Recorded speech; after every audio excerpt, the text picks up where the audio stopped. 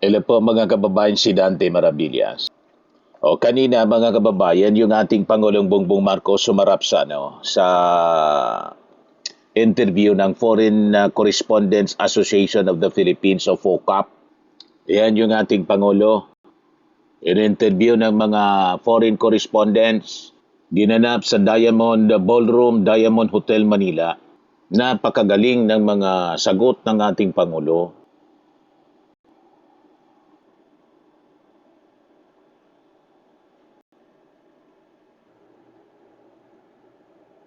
Lalo nang maungkat mga kababayan yung ill-gotten wealth.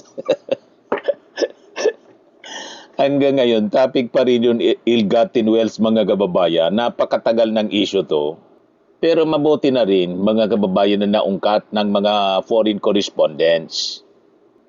Para finally, matuldukan na po itong paulit-ulit na na itinatanong po na pinapalabas yung pamilya Marcos magnanakaw. O, di ba? Mga kababayan, sabi ng ating Pangulo, the reason we won the civil cases anya, because they were proven to be not ill-gotten wealth. Ito yung report ng News 5, mga kababayan, na patunayang hindi ill-gotten wealth. May ganong headline. Duda pa rin. Ang tagal-tagal na po, mga kababayan, na napatunayan, hindi ill-gotten wealth. Talaga tong mga nasa mainstream media. Tagal-tagal nang nadesisyonan yung mga kaso po na kinaharap ng mga Marcoses. Sabi nga natin, 930 cases ang final laban sa ating Pangulong Bongbong, sa pamilya Marcos I mean. Isa-isa mga kababayan, in a span of more than 30 years. Puro po na basura. Pero until today, mga kababayan, inaakusa pa rin yung pamilya Marcos na magnanakaw. Kaya nga sabi natin mga kababayan, yung mga nag-akusa sa pamilya Marcos, lalo na sa ating Pangulong Bongbong Marcos, na magnanakaw, ano ninakaw sa inyo? Bakit mayaman kayo? Ano kinulimbat ng pamilya Marcos mula sa inyong kayamanan kung mayaman man kayo? Magsabi kayo, at kung halimbawa kayo ninakawan, di mag-file kayo ng kaso para maidagdag sa mga kasong kinaharap ng pamilya Marcos. Kasi yung mga previous cases po, puro po na basura.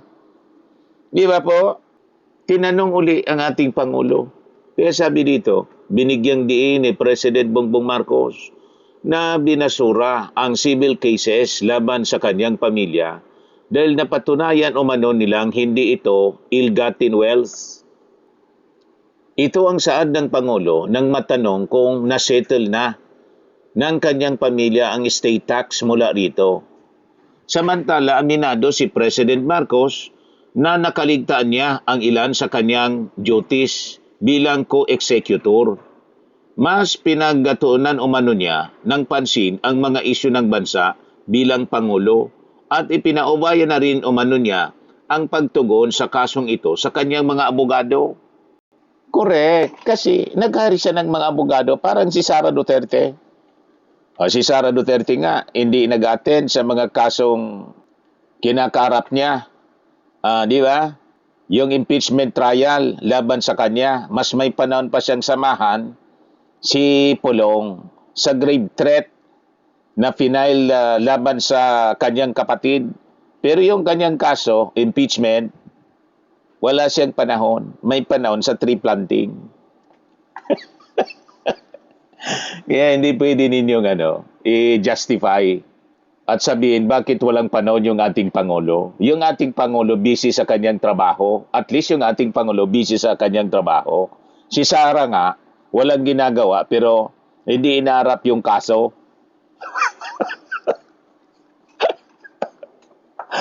Di ba? Yung ating Pangulo busy sa kanyang trabaho at nakikita natin kung gaano ka-busy. Yung sabi ng ating Pangulo, nakaligtaan ko ano yung mga duties pero ang aking kaso, yung issue ito niya, pinaubaya ko sa aking mga abogado. Siyempre, binabayaran niya yung mga abogado niya, langan man siya pa. Yung estate tax duties, mga kababayan. Ano yung importante, mga kababayan? Yung kanilang kayamanan, hindi po ill-gotten at napatunayan sa husgado. Napakalinaw po. Yung tinawag nga po na trial of the century sa New York, kaso laban kay Imelda Marcos, pinag-usapan po yon sa buong mundo. Hindi natin maintindihan kung bakit laging tinatawag na magnanakaw yung Marcos. Napawalang sala po sila. Gusto ninyong ebidensya? Ang daling i-search po, Imelda Marcos won the trial of the century, report ng GMA News. Ito, pakinggan natin, mga kababayan. Vindication for her, and the way Mr. Spence defended the administration of President Marcos, a vindication for him also. The trial of the century. First birthday gift she's had. She said her one obsession now is to return to the country. Ma'am, how are you? Magandang umaga. Very well, thank you. Alam po ninyo, kanina parang tayo ng tinig ninyo ang Si Bobby Guadzon ng GMA yata to. bibigay Oh, tama. para sa mga nanonood ninyo yun ay DCWB. sa mga mamaya dito. Unang-una ko sa punong nagpapasalamat sa Si Imelda Marcos, oh. nagbabayan na sila kailangan mga panalangin upang iyan na rin nagbigay siya ng tulong at kanan kung paano tayo ay nagpagi dito sa Nueva York, dito sa kasong ito na yun sa lahat ng count 1, 2, 3, and 4 ay lahat na guilty. At ito ay dedication hindi ni Mrs. Marcos kundi ni Presidente Marcos at ng buong Republika ng Pilipinas sapagkat nakikita dito na misig talagang sinulog nila ang buhay at ang mga ginawa ng Pangulong Marcos sa 30 years siya naging Pangulo ng ating Republika ay malinis at wala lahat ng kanyang batikos ay hindi kartuhanan. Kaya ako'y natuwa na naging totoo yung sinabi ni Pangulong Marcos sa akin, fear not because the truth will set us. Sabi niya ng kanyang asawa, dating Pangulong Ferdinand Marcos Sr., tama niyang sinabi sa akin, the truth shall set you free. At sabi ng dating Pangulong Marcos, I have many sins, but stealing is not one of them. Naintindihan na ninyo, yung mga paulit-ulit inaakusa yung pamilya Marcos ng pagnanakaw. Ngayon na naman, sa Foreign Correspondents Association, FOCAP of the Philippines, na itanong uli yung tungkol sa kayamanan, sa estate tax, at nakaw na yaman. Hindi ba kayo nagbabasa ng history? Wala ba kayong file ng mga balita na haros naubos na yung mga kaso na ibinasura kahit yung dito sa Sandigan Bayan? Di ba? Just last month, yung kaso involving yung mga tawag dito, binawi ng PCGG. At kahit yung involved yung tatay ni Martin Romualdez, si Cocoy Romualdez, ibinasura ng Sandigan Bayan. Bakit? Kulang ang ebidensya. Walang malakas na ebidensya laban sa kanila.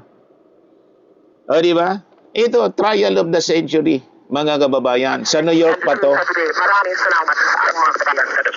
I understand, ma'am, na ganyan kayo para sa pagkuha ng passport para makabalik dito sa Pilipinas. Ano po mga plans pa ninyo, ma'am? Marami pa kaming gagawin dito, marami pa akong dapat ayusin. Actually, ang aking pangarap at adikain at aking nais mangyari na sana ay mailiting ang maong Presidente Marcos Pilipinas. Yan at Di ba? Mga kababayan, kaya hindi nakulong si Mrs. Imelda Romualdez Marcos. Hindi siya nakulong. Kasi wala mang kasalanan. Inakusa siya and the whole family ng pagnanakaw. And until today, paulit-ulit sinasabi, magnanakaw, magnanakaw. Ano ninakaw sa inyo? Walang ninanakaw po ang pamilya Marcos. Walang ninanakaw.